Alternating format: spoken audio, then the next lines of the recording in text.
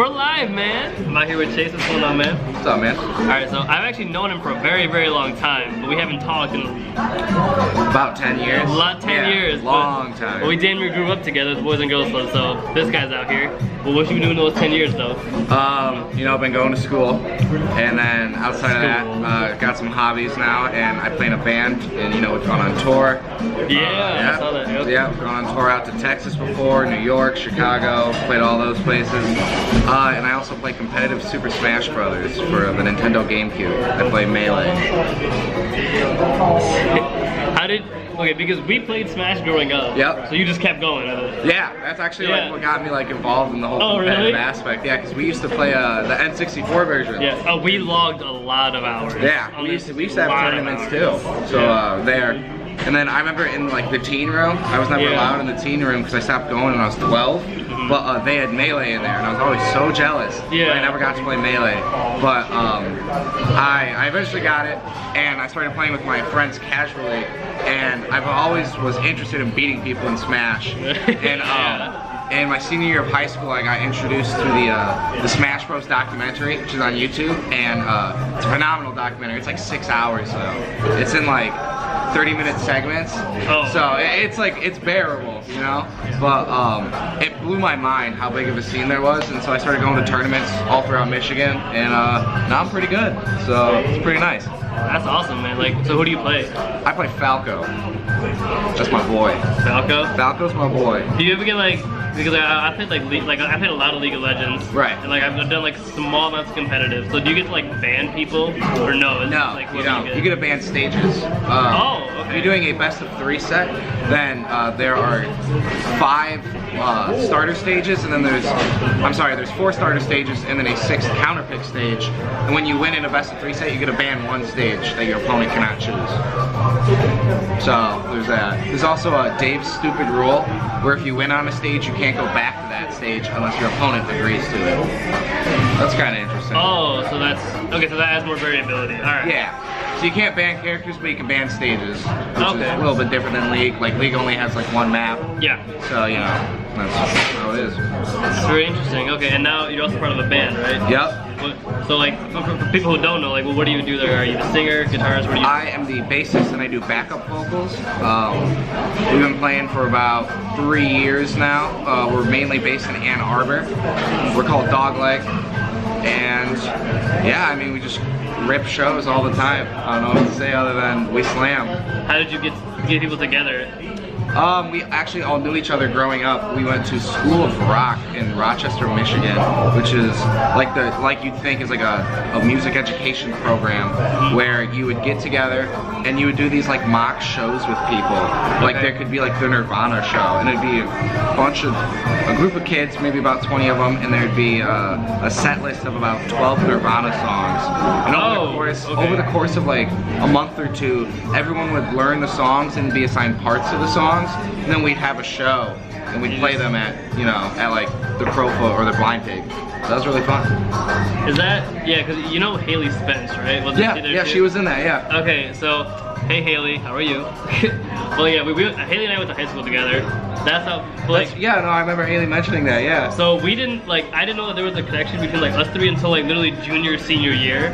When I brought your name up, and then she was like, hey, I know a Chase too. And I was like, yeah, except mine does this, and then she was like... Mine does that. So does mine. And I was like, wait, really? It's like, how old is yours? I was like, wait, that's how old mine is. And that's how I was like, oh, it's the same dude. Same dude. That's awesome. Yep. Hello, Haley.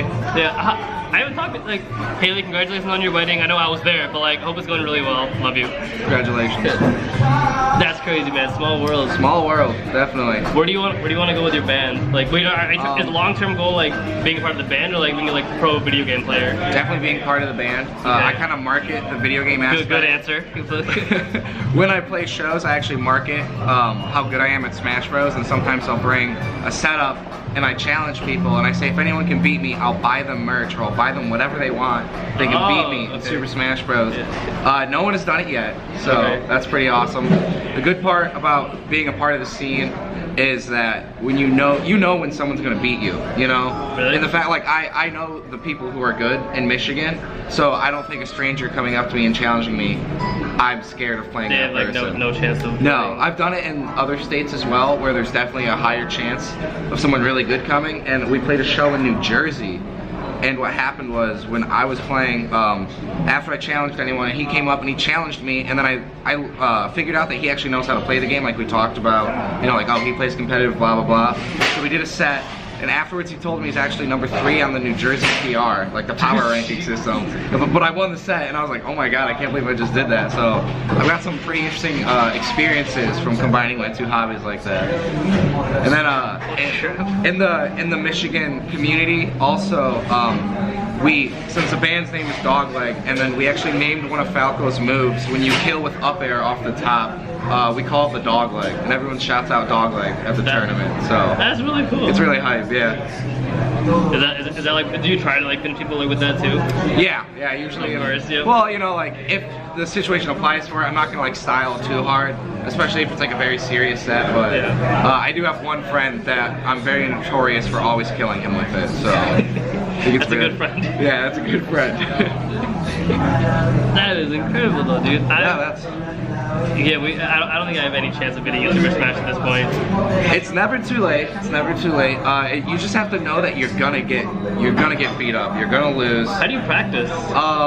You just have to have a setup. You know, you can practice by yourself. A really important thing in Melee is movement and just feeling comfortable and doing what you need to do in execution in general.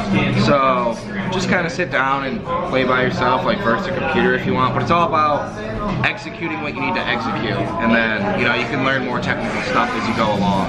But like, I can beat level 9 computers by myself. So okay. Like, that doesn't make me a pro player. No, because beating computers isn't what makes you good, but rather when you're playing computers, you should be trying to do things and always getting it. So if you ever like make a mistake playing against a computer, that's your time to just keep grinding and doing the same thing over and over. So that way when you're playing an actual person, you don't make that mistake against them. So execution's a huge aspect of the game. Okay, so you clearly thought way deeper into. I don't play video games anymore because it's like after I played a lot of League at like Michigan State. Yeah. And then I was sub for a while. And I was telling him, but I just stopped playing video games completely because they had us practice like a crazy amount. And now I cannot play a video game without analyzing it like such a deep level. Yeah. It's like we analyzed it to the point where it was like, here's the animation speed of certain attacks. And it was like, this champion's animation is more than this. It's like, yeah. So we went. Yeah, we didn't go that deep. We don't go that deep. I'm not sponsored or anything, so I was like, when money gets involved, different things happen. Like, I actually run a tournament. So you run one? Yeah, I run one, and in Detroit at Wayne State. It's called WWE Wayne's Weekly Event, and I bought a WWE like children's belt, and the winner of the tournament always gets to take a picture with the belt, and like we use that as the banner for the next week event. It's really fun. Wow, that's really cool. Good for you. Is that where you go to school? Wayne State? Yeah, I go to Wayne. What are you majoring in? Marketing. This is my last semester until I graduate. It's an easy one. It's a really easy one, so I'm pretty stoked. That's great. So you're doing a lot. Yeah. I feel like I'm doing a lot, but I mean, I like doing a lot, so I don't really mind. You know? Yeah, keep yourself busy. That's good. Yep. I just hope the band takes off. I hope we become successful with that, and I can ride that as long as I can. And always have, you know, Smash Bros is my hobby, and get a job if nothing else works. You know. What's keeping you from like success in your band? Like, why aren't you at a higher level? We need to tour more. We need more people on a national level to know our name. That's probably the biggest thing.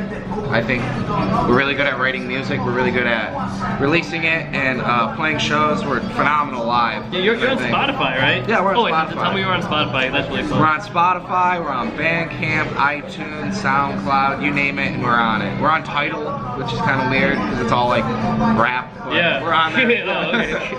You do like more rock music, right? Like, yeah. I've heard some of your stuff. That's how I know. Okay, yeah. We're like a punk band. Yeah. Okay, yeah. I was like, I know what Tidal is. Yeah. And you know, on them? I don't know. We have music distributor like software that we pay for, and it just puts us on everything. What is it?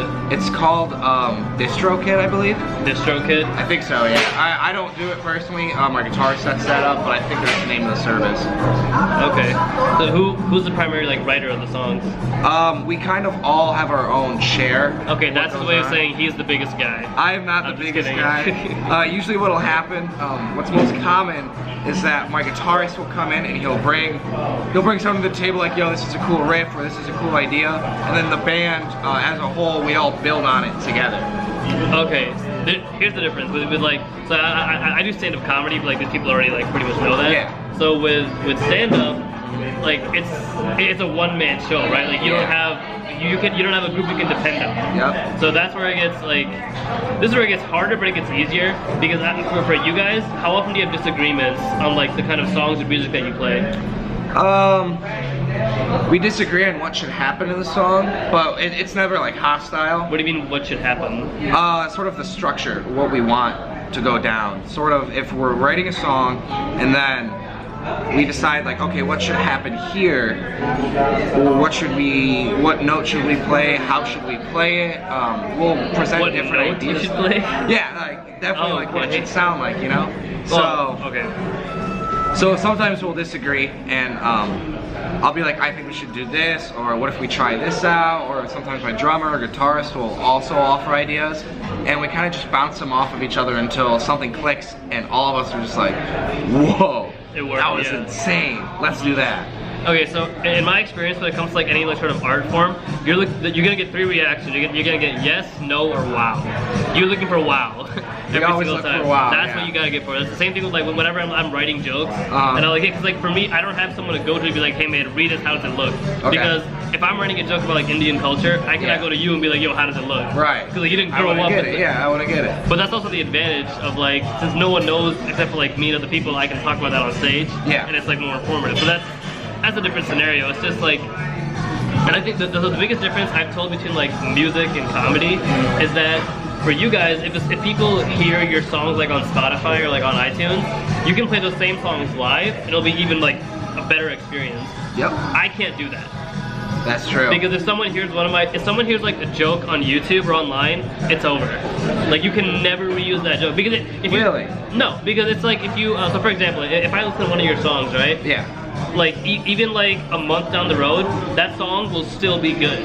If you hear the same Okay, joke yeah. over and over, it's not funny. It's not funny anymore, yeah. But you can hear a song that you haven't heard in like a few years, and you're like, whoa, still an amazing song. Jokes, they don't work like that. That's crazy. Once you tell Wow. it, once a joke hits the internet or it goes on Netflix, you're done. Like Yeah. You gotta retire it already. You're retiring That's it. Like crazy. you can no longer tell that joke Man. anywhere because it won't be as funny. Yeah. It's like that's why. So I used to put my stand up on YouTube. Okay. I stopped for that reason. Okay. Like now none of my stand up is on YouTube because I have a mentor now in comedy. Okay. And he was the one who was like, look, if your stuff is on YouTube, why would they come out to see you?